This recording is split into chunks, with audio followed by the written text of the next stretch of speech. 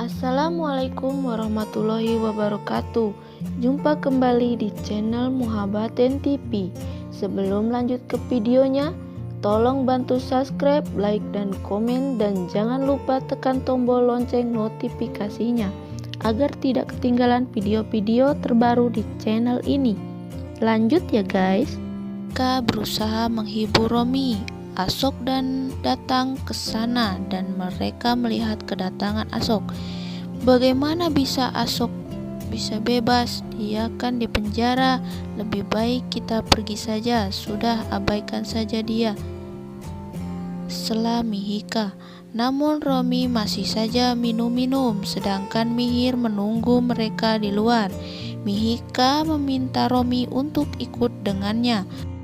Romi malah menghampiri Ashok dan berkata, "Hei, aku ingin bicara dengan kamu." Ashok mengabaikan Romi. Romi sangat marah dan mereka kemudian bertengkar. "Kamu telah menghancurkan hidupku." Mihir bergegas masuk ke sana dan berusaha menghentikan Romi. Ashok berteriak ke arah manajer untuk menghentikan Romi. Manajer klub malam itu langsung memarahi Romi dan berkata, "Aku akan memanggil polisi." Jangan Pak. Jangan panggil polisi, dia sedang mempunyai masalah dalam hidupnya," sahut Mihir. Saat itu Mihika melihat Romi membawa sebuah botol untuk memukul Ashok. Mihika bergegas hendak menghentikan Romi dan berada di antara mereka berdua. Tanpa sengaja Mihikalah yang terkena pukulan di kepalanya dengan botol itu hingga kepala Mihika berdarah. Mihir, Romi, dan Ashok kaget. Mihir segera memegang tubuh Mihika yang terhuyung. Romi sangat khawatir, sedangkan Ashok langsung pergi. Romi pulang ke rumah dalam keadaan mabuk dan menangis. Isita bergegas berlari menghampirinya karena Romi hampir saja terjatuh. "Romi, apakah kamu baik-baik saja? Maafkan aku Kak, ampuni aku," ujar Romi sambil menangis. "Kita akan bicara tentang Rohit nanti," ujar Isita. Saat itu Raman datang dan memegangnya. "Aku telah menyakiti Mihika, ini adalah kesalahanku." "Memangnya apa yang terjadi dengan Mihika?" Isita bergegas pergi ke rumah keluarga Yer. Sedangkan Raman membawa Romi ke kamarnya. Mihir membawa Mihika pulang setelah luka di kepalanya diobati. Isita merasa cemas melihat kondisi Mihika. "Apa yang terjadi Mihika?" "Aku akan menceritakan semuanya Kak," sahut Mihika. Romi menangis sambil menyebut nama Rohit. "Anakku, Rohit mulai menjauh dari aku. Rohit mulai menjauh dari aku. Semua ini karena Sarika." "Kakak, kenapa Sarika melakukan semua ini padaku?" "Tidak ada seorang pun yang akan membuat Rohit menjauh darimu. Tidurlah." Saat itu Isita sudah kembali ke rumahnya. Raman menyela, "Aku akan melihat kondisi Mihika. Mihika sudah tidur sekarang. Kamu tidak usah ke sana." Raman tertegun. "Apa yang terjadi pada Mihika?" Mihika dan Mihir berusaha mengajak Romi untuk menghiburnya. Romi melihat Ashok juga berada di klub malam itu. Romi jadi marah dan berkelahi dengan Ashok. Namun secara tidak sengaja Romi malah memukul kepala Mihika. Semua orang jadi khawatir. Raman merasa sedih. Romi tadi meracau dalam tidurnya. Rupanya dia sangat merindukan Rohit. Dia bingung. Kita seharusnya membawa Romi pada jalan yang benar dan menemukan orang tua Rohit.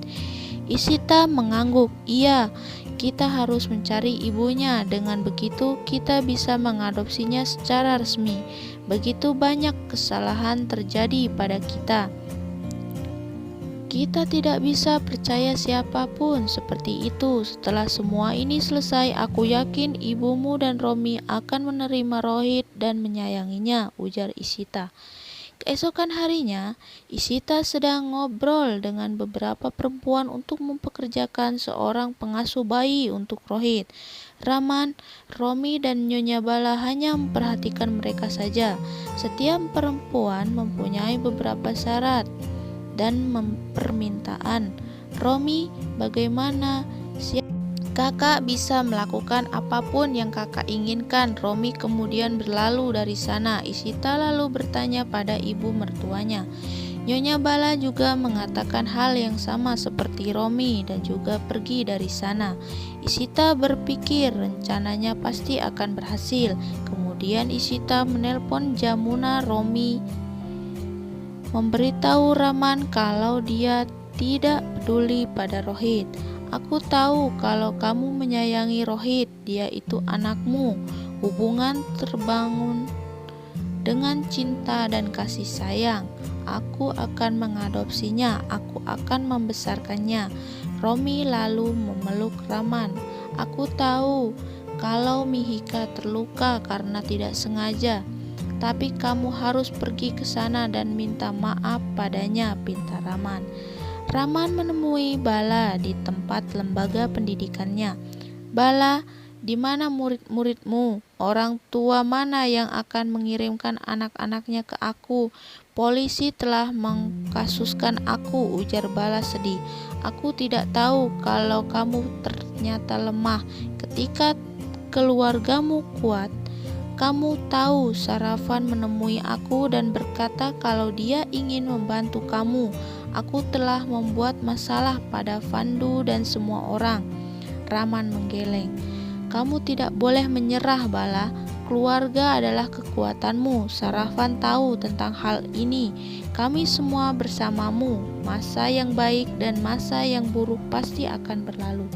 Ambil cek ini dan selesaikan semua masalahnya.